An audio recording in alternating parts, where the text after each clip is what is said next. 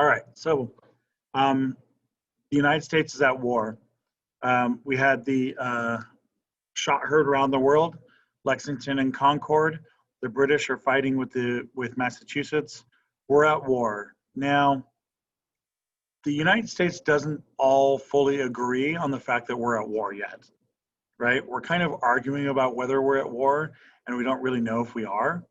The United States hasn't decided whether we're 13 or whether we're 1 yet, right? And a lot of Americans kind of look at this as a Massachusetts problem, right? And they're kind of like, Massachusetts, you kind of got yourself into this. Massachusetts, you kind of, it's your problem. Americans are conflicted about this, okay?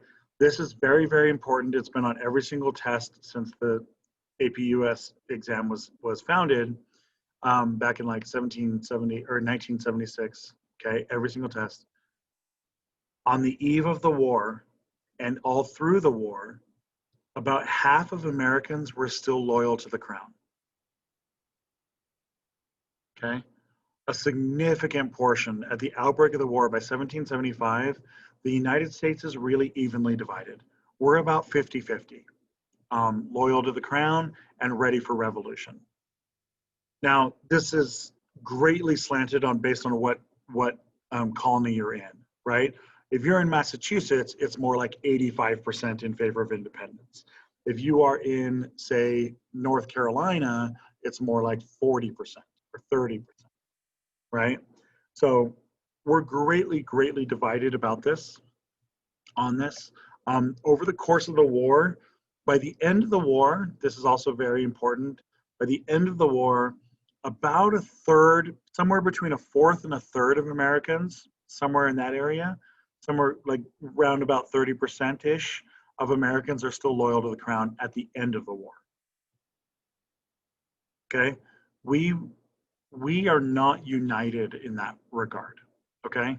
And we don't have polling data, like polling didn't exist, polling data didn't exist, right? So we don't really know exactly what this is. What we do is we count the amount of like newspapers being published and like pamphlets being published and like, handbills that are being like, nailed up to the, walls in the towns and stuff like that, right?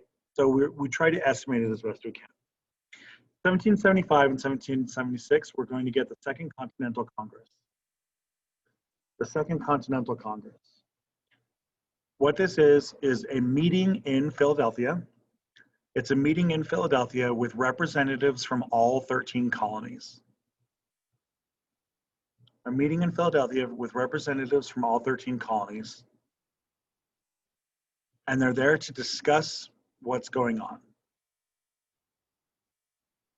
Now, in the beginning, they're getting together to talk about like negotiation and stuff. They're talking about negotiation, they're talking about terms and stuff like this. Who do you think is going to be the representative of Massachusetts? Who do you expect? Shivani, Eric, what do you guys, who's the representative? Or Anika, you can take it. Would it have been Adams? Yeah, of course it is. It's John Adams. Who else could it be? Right? And who's the representative of Philadelphia, of Pennsylvania? Eric, who does it have to be? William Penn? No, he's long dead, dude. Okay. He's been dead for like 150 years. Yeah, okay. Come on now. The other Adams? No, Sam Adams. He's from Massachusetts. He can't represent Pennsylvania. Oh my gosh. Anika, Which of our big six is from Pennsylvania? Super popular. One of the most famous people on the continent. Washington? No! Virginia? You are killing me. Anika, can you redeem yourself? Yes, it's Benny Franks. It's Benny Franks. Yes. Anika can't operate a microphone, but apparently knows about Benjamin Franklin. All right. It's a good thing that your test is not testing you on microphone usage. All right. Yeah, Benjamin Franklin is the representative from Pennsylvania. And this is where we're going to better know a founder We're going to get TJ coming in from Virginia. TJ, as none of his friends called him, but I like to call him TJ. All right, so TJ is our representative from Virginia. Let's better know a founder. All right, so Thomas Jefferson from Virginia. He was born. He inherited slaves. He was a slave owner from Virginia. He had a plantation. He inherited that. He inherited the plantation, inherited the slaves. He also married into money as well. He married into money and got even more slaves. At one point, I think he had 350 slaves. I think it was. He had a lot. He was one of the richest men in Virginia at the time. Thomas Jefferson stands out as he's an odd duck in a lot of ways. He's real strange. He basically just reads for a living. He just reads and reads and reads and reads and reads and reads and reads. And he personally owns the largest library in all of Virginia. His personal library is the largest library. Today we call it the Library of Congress. His personal library becomes the Library of Congress eventually. He fancies himself like an enlightened man. Okay, he's oftentimes on the list of Enlightenment thinkers. So he's attached to like rationalism and deism and science and things like limited government and representative democracy. All of these ideas that he's attached to.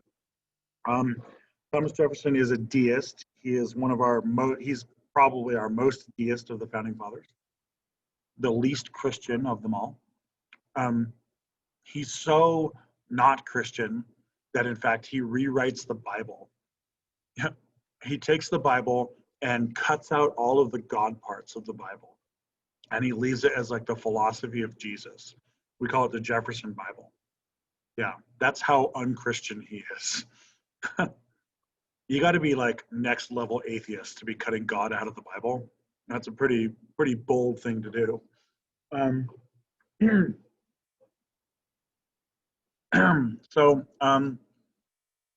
Over the course of his entire lifetime, Jefferson is going to become really a conflicted person. He is a deeply conflicted person.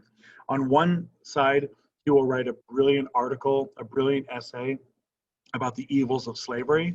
And then on the other side, he will continue to own and buy and sell slaves for his entire life, right? On one side, he talks about the equality of man. On the other side, he, sells people, right? He talks about a limited government, but when he becomes president, he ups the power of the government, right? He talks about this back and forth. He's often viewed as hypocritical. He's often viewed as complicated. He's definitely has like one of our mixed records for our founding fathers. Definitely he does. What is undisputable is that he is a brilliant writer. He might be the smartest man to ever occupy the White House. He might be. And in a room of the big six, he's the smartest man in the room, right? We're talking like a room of the smartest people on the continent, and he's number one amongst them. He's a very smart man. Very smart man, and he is a brilliant writer. So he's our representative from Virginia. When the Congress gets together, they sign what they call the Olive Branch Petition. So the Olive Branch Petition is basically an agreement, an attempt to get an agreement with England, in order to have peace, basically, right? Where the colonies tell England, hey, England, we'll work with you, we'll forgive you for what you've done. You just give us some representatives in Parliament, you apologize to us, we'll apologize to you, and we can all be bros again. What do you expect the tyrant King George to do with that petition? Shivani, what would you expect the tyrant King George to do with that petition? He probably ignored it, honestly, or didn't do anything about it.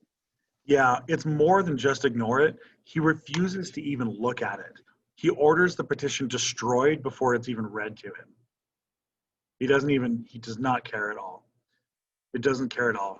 King George does not care at all. King George is really pissed off. He's really quite pissed off. At this moment, a lot of people in England view that Massachusetts is in rebellion, not America, right? That again, this is that problem of are we 1 or are we 13, right? It's that issue that's coming up here. At the Continental Congress, okay, on one side we have Adams and Franklin. Adams and Franklin are pushing for independence. Adams is the loudest, clearest voice for independence, and Adams is making an argument that if England can go after Massachusetts, then England can go after any of the colonies. And if King George is going to treat Massachusetts this way, it's only a matter of time before King George treats all of the colonies this way. This is Adams making it his argument, and Adams is also brilliant, right? He's also brilliant. He's also a brilliant legal mind. He's famous, right? The problem with Adams is that nobody likes him. He's like an unlikable guy. He's the Anika of the Continental Congress, right? I'm just playing with you. Just speak up if I say too much. Oh, okay. Then it's okay.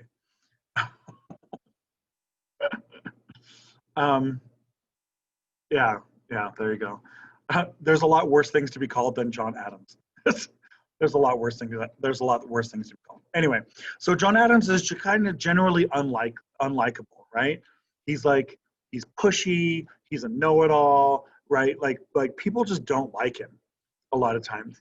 And Franklin, everybody likes Franklin. Franklin is like Mr. Popularity. Everybody loves Franklin, right? And so Franklin is constantly taking the John Adams argument and Franklin's kind of smoothing it over and trying to sell it off to people, right? This is where Washington enters in. Washington shows up at the Congress wearing a black armband, right? A black armband. And Adams goes to Washington and he says, General Washington, why are you wearing the black armband? I've noticed that you're in mourning. And General Washington says, I'm in mourning for Massachusetts. He says, an attack on Massachusetts is an attack on America. And we are all in mourning for Massachusetts today. Right? When Washington says that, it's a pretty powerful voice, right? It's a voice for unity. And Washington shows up at the Continental Congress not as a representative of Virginia, but as an American, right? And Washington's pretty clear about saying that. We get, TJ is also going to get on board really quickly. The next thing they do is they nominate Washington to lead the Continental Army. So Washington's in charge of the army. That's the next thing you need here, okay? King George, the tyrant King George, is going to respond. He's going to hire a bunch of Hessians. Hessians. Do any of you guys know what Hessians are? Have you heard that term before? Was it in your reading, perhaps? It was in your reading, but so Hessians are Germans. They're German missionary or German mercenaries. German mercenaries. They're coming from Prussia. German mercenaries from Prussia. So German mercenaries from Prussia. Prussia at this time period is like the greatest army in the world, right? They have military academies. They're the first place in the world to have military academies. And so they have professional armies and professional soldiers. And England hires these Hessians. So in your notes, after you put King George hires these Hessians and sends them over, I want you to put angers Americans because, and then 1 and 2. 1 and 2. So why is this a problem? Eric, why do you think that this is a problem? The Americans are going to get super pissed about this. What do you think? England isn't even fighting them themselves. Yeah, yeah. So the first reason is that they're sending soldiers, right? So England doesn't even want to negotiate. So the first reason is that it's war. England is treating it like war. The second reason is that it's an insult. England won't even fight us themselves, right? Like up until this point, it had been a family affair, right? If me and my brothers, I got two brothers, and if my brothers and I are fighting with each other, right? We could be out in the backyard hitting each other and beating on each other and stuff like that, right? But it's a family affair. We're brothers. That's what we do, right? This would be like me and my brothers are fighting with each other, and then one of them hired the bully from down the street to come and fight us, right? That's you don't do that. That violates the family. It violates the family pact. I can beat up my brother. You can't touch him, right? You can't touch my brother. You touch my brother, I beat you up, right? But I'm free to beat him up all day long. He's my birthright. He's my brother, right? You guys, you're with me on this, right? You all know how to beat up your siblings, right? Yeah. Or in the case of Anika, get beat up by your siblings, right? Ah, I can't imagine Rishi being beating you up. Rishi Fishy beating you up. All right. So anyway, the Americans look at this Hessians as an insult. As an insult, the Americans look at this as a great insult.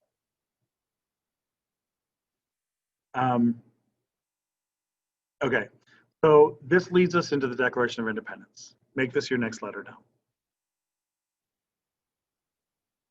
This should be, I think, P. O. It's O. Oh, yeah. The declaration will be O. All right. All right. So the Declaration of Independence. The Declaration of Independence is the Declaration of Independence. It's the Declaration of the United States declaring itself. Yeah, nicely done. The Declaration of it's the United States declaring itself an independent country. Okay. The attack on Boston, the hiring of the Hessians, the rejection of the Olive Branch petition, and then the campaigning of Adams and Franklin, right? All of that leads finally all 13 colonies declare independence, and they all sign. Okay. Now, who's missing from this? Who would you expect should be invited? What about Canada? What about Quebec? No? Anika's like, screw those guys. Yeah. So Canada isn't invited. Actually, Franklin does say, hey, let's invite Canada. Franklin does say that. He says, let's invite Canada. And then the rest of them are like, no, it's bad enough we invited Massachusetts. We don't want to invite Canada too. Ugh, right? The colonists basically are like, no, those dudes speak French. I don't really like them. They're Catholic. They're far away. And the crown has been treating them differently, right? The crown doesn't treat them like American colonies.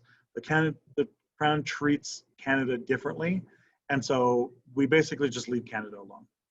They did send a ship down to the Caribbean to invite all the British Caribbean islands to declare independence too, but the ship never got there. Okay? All right.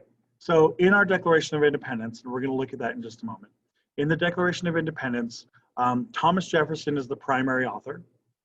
Okay? In the beginning, Adams is the primary author in the beginning, but it becomes apparent that if Adams writes it, no one will sign it because they just don't like Adams, right? They just don't like him. They find him to be, just annoying. They just don't like him. Nobody likes him, know-it-all. And so Adams actually pulls Jefferson aside, and Jefferson and Adams write the Declaration of Independence. Jefferson writes most of it. And then they sit down, Adams, Franklin, and Jefferson kind of edit it, and then they bring it to the people, and then they sign this off. What do you think the tyrant King George is going to say with this Declaration of Independence? How is he going to react? Ignore it. He's not going to ignore it. He says the colonies are in open rebellion and that the people who signed this are enemies and traitors. This causes the quote here that I want you to have. If we do not hang together, then surely we will hang separately. It's Benjamin Franklin's quote.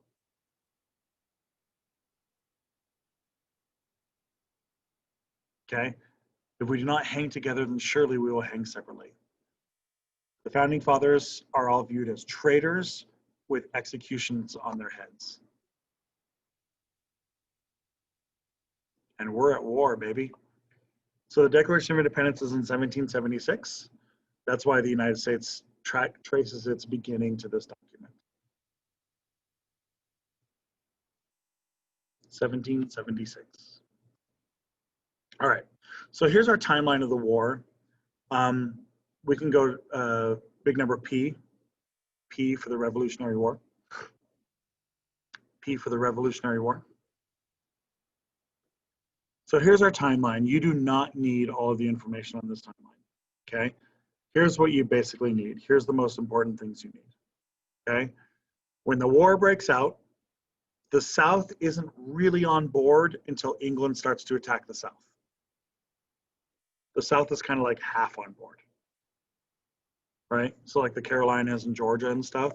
It's not until England attacks the South that the South really gets fully on board, okay? So in the beginning, it's mostly the New England show, okay? Second thing you need, the British take all of our port cities almost instantly, right? They take New York, they take Philadelphia, they take Charleston, they already have Boston. Boston's already been occupied, right? So the British have the most powerful navy in the planet, and the British just park their navy right in our port cities almost instantly. Okay. All right. Third, Washington's leading the army, and the fighting is almost all guerrilla fighting. Guerrilla warfare, right here. Guerrilla warfare. What does guerrilla warfare mean? Eric, do you know what that term means? I mean, isn't it just like not organized fighting, I guess? Well, Okay. more like stealth focused. Okay. Yeah. So it's fighting that focuses on tactics like ambushes. Fighting that focuses on tactics like ambushes. The official term for it is asymmetrical warfare, right? So it's low yield asymmetrical warfare. Basically, a lot of like hiding and ambushing people. Okay. So we spend a lot of our war. We spend a lot of the war like in the wilderness, where the Brits will attack us, and then we run off into the forest, and then the Brits track us and track us and track us, and then we ambush them and kill them. We spend a lot of the war doing that. We spend almost none of the war like European style fighting where we all just line up and shoot each other.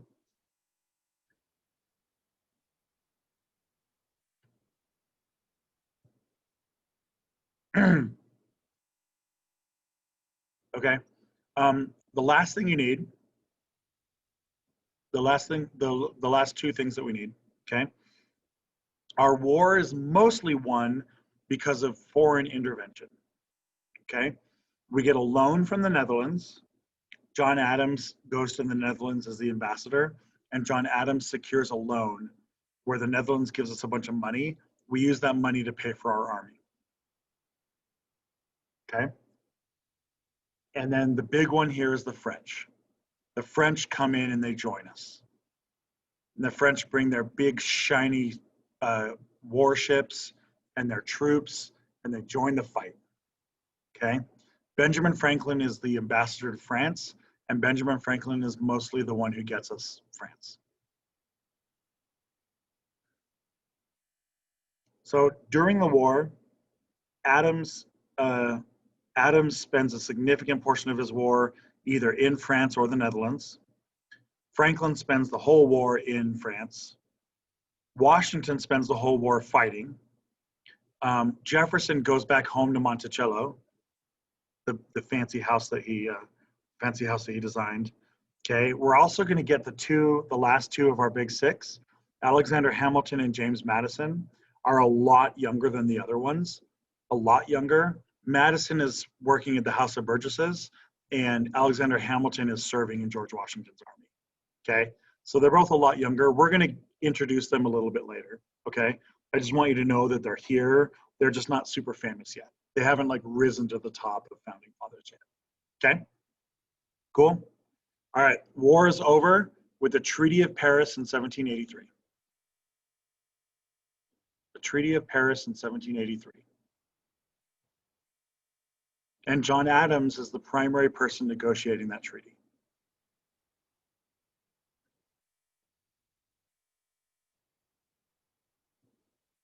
Okay? All right. Unmute yourselves. Let's have a conversation about this. Okay?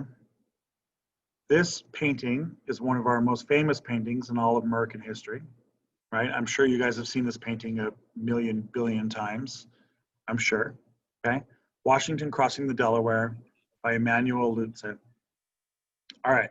So what do we notice about this painting right off the bat?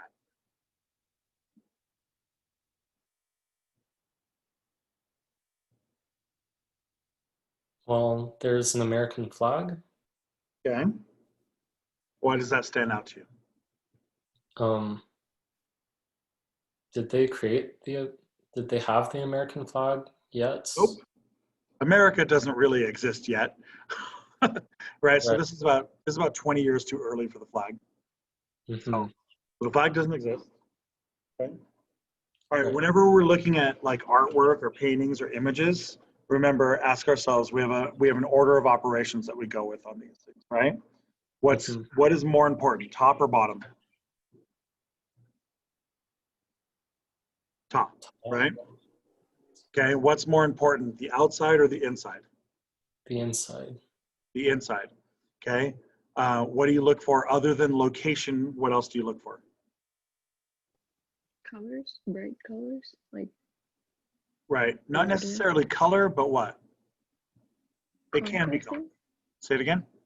Contrasting colors? Yeah, contrast. You're looking for contrast, either light on dark or dark on light, right? And it can be color or it can be black and white, either way. Okay. All right. So what does this tell us? What is the most important thing in the painting? I assume that's Washington because he's like standing at the head of the ship in the light. Yeah. Washington's in the upper half of the painting. He's in the middle of the painting. He's dark color on light background, right? Whenever we see the sun and shining like this, what does it mean? In Western art, what does it mean? It's like good or blessed. More than that. God. Yes, Anika says God. Yeah, it means that they're blessed by God, right? The light is the blessing of God. And so the light of the blessing of God shows us what about Washington? He is godly. He's godly. Yeah, it almost is making him look like a god, right? I don't think the painter wants us to say that, but the painter definitely wants us to think he's blessed by God, right? But I think you're right. I think you're absolutely right. He almost looks like a god himself, right? Okay. And what else is blessed? Our noble flag, right? So too, just as God blesses Washington, so does it bless the flag. All right, what else? I wanted to look at the rest of the people in the boat. What's standing out to you about the rest of the people in the boat?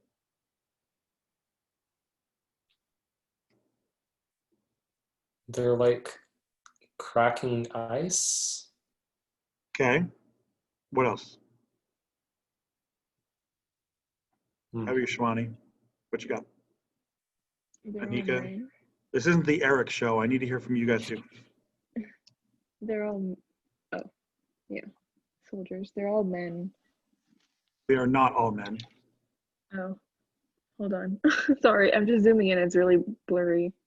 Right? Here's a woman right here. Okay. Okay. So there are some soldiers, but Anika says that there's a lot of plainclothes people, right? Okay. So there's people at the time would recognize different like outfits, right? This is a Scottish person. That's like a Scottish hat, a Scottish person, right? There's a woman over here. Look, there's a black person over here, right? This person looks like a Native American over here, right? We have like fur trapper people. Okay, what's going on with this boat?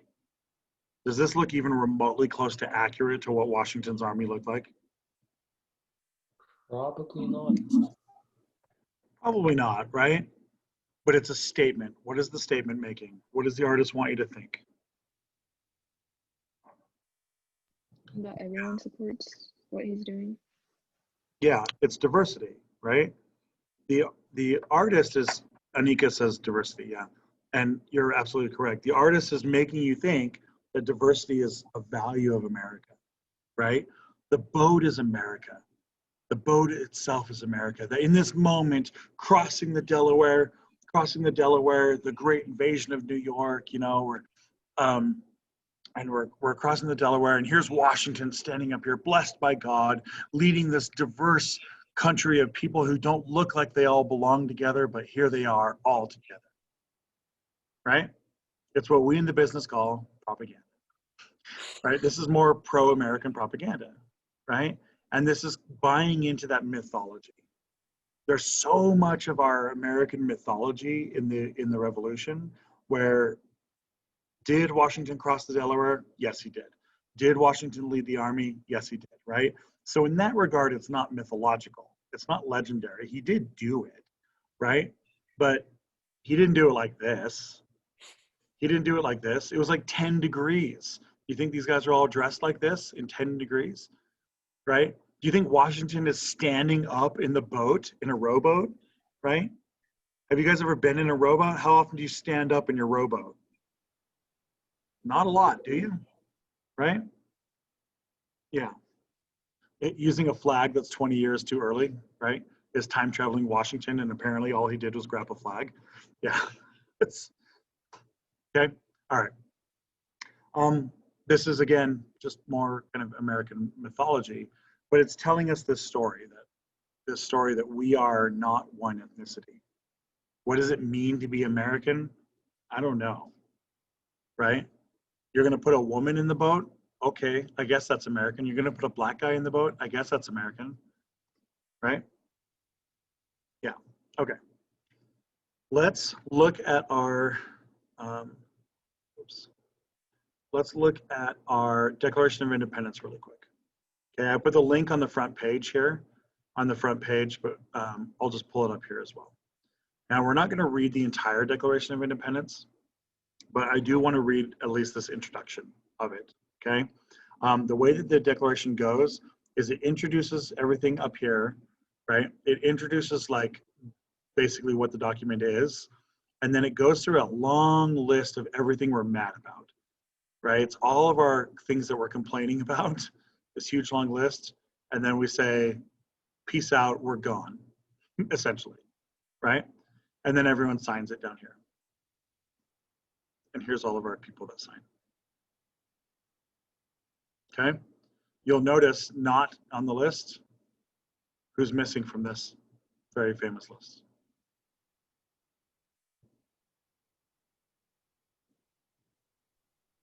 Is it Washington? Yeah. You would expect Washington to be here, right? He is not. Washington is busy fighting, so he's not there to sign it. Also, Madison. Madison is there, but Madison is so junior at this time that he's not important enough to sign. So Madison was actually sent back home, right? And then our Pennsylvanians, right? We got Franklin right there. Pennsylvania has a nice big delegation. And who's our Massachusetts? We got Sam and John, both of them right there, right? As you'd expect. Okay? All right. Oh yeah, and I forgot John Hancock. Oh yeah, John Hancock signs his over on the side. He signs a really big John Hancock signature as a big old middle finger to the King George, right? But his signature was so big that he made his own category. He like put it off to the side. Yeah. All right. So let's go up here. Let's read this first part up here. All right. Anika, can you read for us? Oh no, you don't know how to use a microphone. Okay. So let's go with Eric. Why don't you start us off, read this paragraph for us. Shivani, you'll read the big one. The unanimous Declaration of the 13 United States of America, when in the course of human events it becomes necessary for one people to dissolve the political bands which have connected them with another, and to assume among the powers of the earth the separate and equal station to which the laws of nature and of nature's God entitle them. A decent respect to the opinions of mankind requires that they should declare the causes which impel them to the separation. Good. All right, Shivani? We hold these truths to be self-evident, that all men are created equal, that they are endowed by their Creator with certain unalienable rights, that among these are life, liberty, and the pursuit of happiness, that to secure these rights, governments are instituted among men, deriving their just powers from the consent of the governed, that whenever any form of government becomes destructive of these ends, it is the right of the people to alter or to abolish it, and to institute new government, laying its foundation on such principles and organizing its powers in such form as to them shall seem most likely to affect their safety and happiness. Prudence indeed will dictate that governments long established should not be changed for light and transient causes, and accordingly all experience hath shown that mankind are more disposed to suffer which evils are sufferable than to right themselves by abolishing the forms to which they are accustomed. But when a long train of abuses and usurpations, usurpations, is that how you say that? Yep. Okay. It Pursuing means invariably the same. usurpations means overthrowing something legitimate. Okay. Like I've usurped your power means you were in power, but I took it from you. Okay. Pursuing invariably the same object evinces a design to reduce them under absolute despotism. It is their right, it is their duty, to throw off such government and to provide new guards for their future security. Such has been the patient sufferance of these colonies, and such is now the necessity which constrained them to alter their former systems of government. The history of the present King of Great Britain, is a history of repeated injuries and usurpations, all having in direct object the establishment of an absolute tyranny over these states. To prove this, let facts be submitted to a candid world. There you go. All right, that's some good stuff, right? We hold these truths to be self-evident that all men are created equal. They are endowed by their Creator with certain unalienable rights, that among these are life, liberty, the pursuit of happiness. Right? That's a pretty solid opening line. Nicely done, TJ. Nicely done, TJ. Right? So this is basically just saying we're declaring our independence. We're declaring the Enlightenment tells us that we're all equal and that we only recognize government that with the consent of the governed, and we do not consent. We do not consent to you being governed, so we're out. Pretty good, huh? Pretty good. All that we have to do now is just kill the Brits. And we do that. We do that nicely. Okay? We are done with the war. We are going to build a country next. All right, but I'm stopping the recording now. Oh, there is a quiz. You have to take the quiz. Okay, there's a quiz online. It's a 2.1, Q2.1. And the code is penguin.